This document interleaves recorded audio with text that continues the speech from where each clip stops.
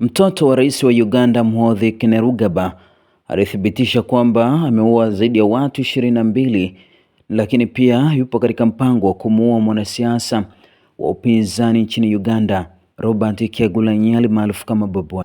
Hatua hizo zinakuja ikiwa ni siku chache tangu uchaguzi mkuu nchini Uganda uweze kufanyika na Robert Kyagulanyi kupinga wazi matokeo yaliyotangazwa na tume ya uchaguzi nchini Uganda kuwa yalikuwa ni matokeo ya wizi na ukiukwaji mkubwa uliofanywa na serikali ya Uganda.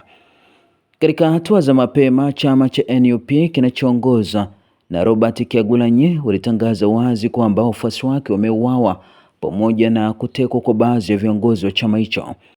Rais wa Uganda Yoweri Kaguta Museveni, ambaye alitangaza siku kadhaa zilizopita kufuatia uchaguzi mkuu uliofanyika nchini Uganda, amekuwa akikosolewa na kupingwa vikali kufuatia kukaa madarakani kwa takriban miongo minne, ikiwa ni awamu ya 7 sasa tangu awe rais wa taifa hilo. Kufuatia ujumbe uliochapishwa katika mtandao wa X na Muhoozi Kainerugaba, ambaye ni mtoto wa rais wa taifa la Uganda, ambaye pia ni mkuu wa vyombo vya ulinzi na usalama nchini Uganda, alisema kwamba ameua zaidi ya watu 22 kutoka chama cha NUP ambacho ni chama kikuu cha upinzani nchini humo, lakini pia yupo katika mpango wa kumuua Robert Kyagulanyi.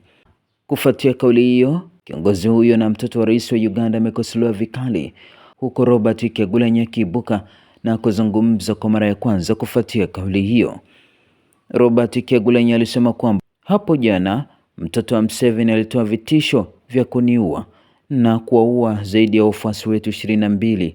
Kwa kweli ameua zaidi ya watu 100 tangu wiki moja iliyopita.